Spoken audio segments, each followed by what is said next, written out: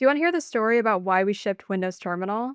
I'm Kayla. I was the product manager of Terminal for a long time, and I'd love to walk through a little history lesson with you. So, when we're talking about Windows Terminal, I think it's important to cover the difference between terminals and shells. So, I'm going to open Command Prompt in the original conhost window that it came in. Well, original for not considering the legacy versions. And then I'm going to open PowerShell as well. So Command Prompt and PowerShell are both shells, and they're running in a terminal called console host. And to prove that this is the same code that's giving the UI, I'm going to open the properties window of each one.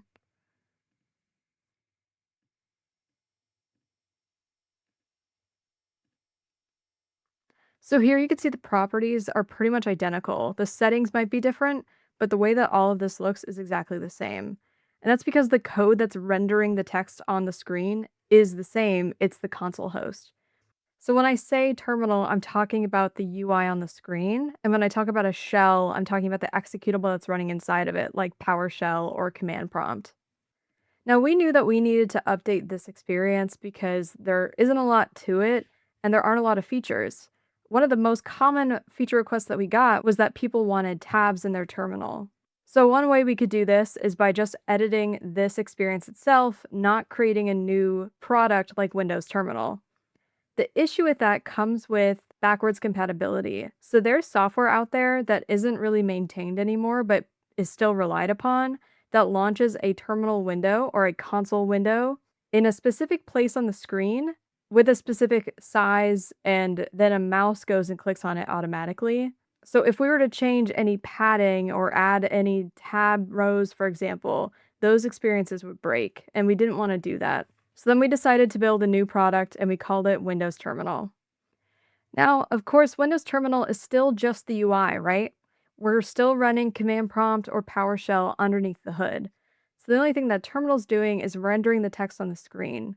So the shell, or Command Prompt or PowerShell, for example, takes the input that the user's sending as a string, does some logic on it, and then sends output in the form of text. And then the terminal's only job is to display it. So if you start getting error codes and things in your shell, it's likely a shell issue and not necessarily a terminal issue. And to prove that this is just a window that launches executables that are shells, we can kind of hack terminal a little bit and launch an executable that's not a shell.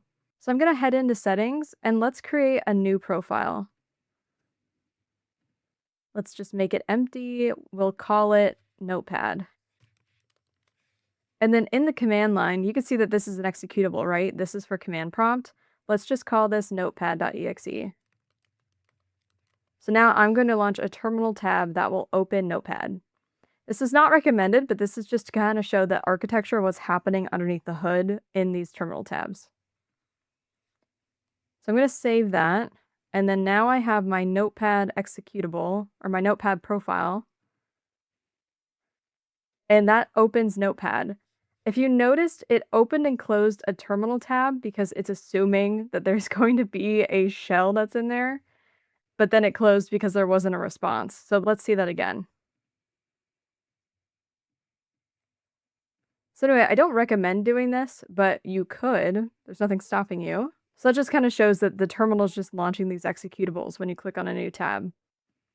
Now, something that was really important to us when we were launching Windows Terminal was that we wanted to make it open source. We knew that open source products end up being better at the end of the day for both us as developers and people who are using it and want to contribute. There have been so many features added and bugs fixed because we've been open source, and that is so awesome to think about. Now, something that's really cool is Terminal was one of the first pieces of Windows to go open source. And when I say terminal, I really mean console host. So this window that was the terminal before Windows Terminal, the console host, there is a copy of this inside Windows Terminal. And then we've leveraged this for rendering the text and other features like that. But we made it open source when we open sourced Terminal. So console host was really the first piece of Windows to go open source, which is really cool. And just to highlight the power of open source, when we first launched Terminal, we didn't have an icon. I think it was just a paint drawing of the Cascadia flag that one of our developers made, and we were just using that as our temporary icon. But the community made an issue for creating the app icon, and they had a bunch of ideas in here. And you might notice that these look fairly similar to the icon we have today. And that's because we took these designs and brought them to the design team, and they created an icon based of all of these concepts put together. So the terminal app icon was really community made, which is awesome. And then if you remember the Windows Terminal launch, you might remember this sizzle video. I'll put a link to this in the description. But this really highlighted the features of Terminal and kind of what our aspirations were going to be. Now, there are some Easter eggs in here that I want to show. So here at the end of the video, there's a flash through of all of the legacy terminals that came before Windows Terminal. And I put in the alias of each developer that was working on the team at the time. So you can see that these are all different.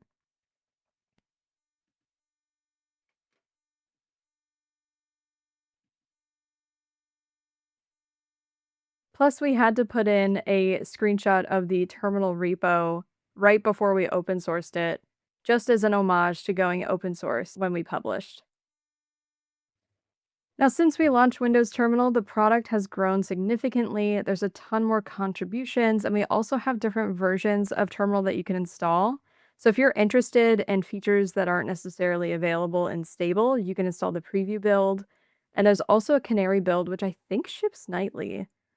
So, the Canary build is what I run as my daily driver, and you can install it from the README file on the Terminal GitHub.